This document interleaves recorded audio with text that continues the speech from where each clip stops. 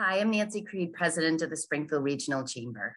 As your Chamber President, I'm honored to represent you, your business, and our local communities in regional and state meetings to outline our advocacy priorities, strengthen business competitiveness, lower business costs, and ultimately build a more prosperous future for the greater Springfield region. Did you know that legislators submit over 6,000 bills at the beginning of each two-year session? The Springfield Regional Chamber surveys you, our members, at the beginning of this period to understand what matters most. Then we follow a roadmap using your priorities. On any given day, week, or month, we're monitoring several bills and tracking, weighing in, submitting testimony, and representing your voice.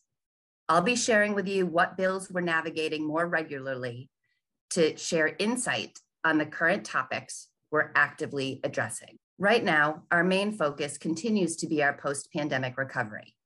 Just recently, we worked with Representative Oliveira to hold a hearing with our restaurant community on legislation to continue to support these hard-hit businesses and find ways to streamline the process so that outdoor dining, cocktails to go, and other innovative ideas can become a permanent part of our dining experience.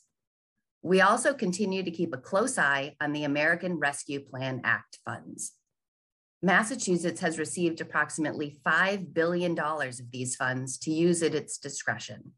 We've communicated with our delegation our thoughts and our priorities that we believe will be critical for our regional recovery.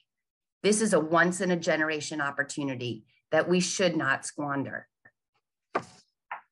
We believe we should prioritize investments that support an equitable and effective recovery and which position all residents across our Commonwealth for long-term economic prosperity.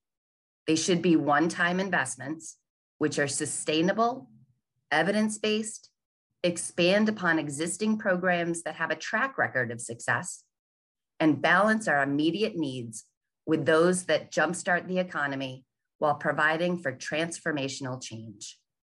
We recommended funds to restabilize our region's hospitals and health systems, to invest in our roads and bridges, broadband, and our regional transportation system.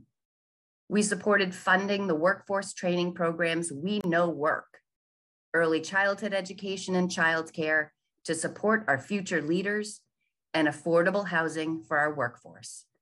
And of course, we continued to beat the drum to infuse $2 billion into the Unemployment Insurance Trust Fund to offset a nearly $7 billion deficit. While we were successful in communicating our needs, the House and the Senate were not able to reach an agreement on the use of these funds before the end of the legislative session on Wednesday. While they may try and get a deal done during the next few weeks during informal session, this is typically a very heavy lift, and we don't expect to see any final spending legislation this year. However, it does mean that these funds remain available in the next session, and we will continue to advocate that these funds are used for our priorities. Lastly, we are in the midst of the Springfield property tax debate. We expect the City Council to set the new tax rate by month's end, and we will hope that they will see clear to, at the very least, holding the rate stable rather than increasing it at a time when businesses are still struggling to get back on their feet. We'll continue to keep you informed through these legislative updates, but in the meantime, save the date for our annual government reception on January 13th from 5 to 7 at the U.S. Courthouse. This is your opportunity to get to know your legislators and let them know what matters to you most. Be sure to follow us on social media or sign up for our communications to learn more about the legislative process and to stay connected to the people, businesses, and communities that make our region much more than a place on the map.